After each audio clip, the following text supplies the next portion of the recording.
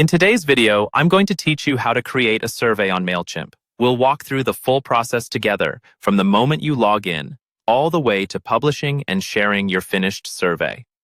By the end, you'll know exactly how to set everything up so you can start collecting feedback quickly and easily. First, log into your Mailchimp account.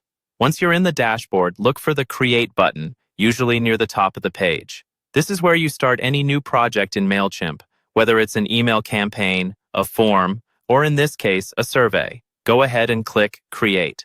Next, you'll see a list of different campaign types you can build. From this list, choose Surveys. This tells Mailchimp that you want to create a survey-based campaign rather than a standard email or landing page.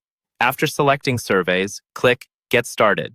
Now you'll be asked to select the audience you want to associate with this survey.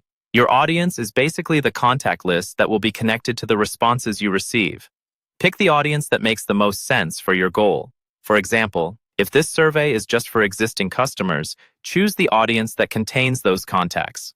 Once you've made your selection, confirm it. You'll now be in the survey builder. Here, click the plus icon to start adding questions. Mailchimp gives you different question types, like radio buttons for single-choice answers, checkboxes for multiple selections, and open text fields where people can type their own responses. Think carefully about which format will give you the clearest, most useful information.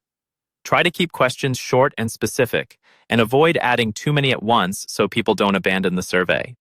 When your questions are in place, click Continue to Design.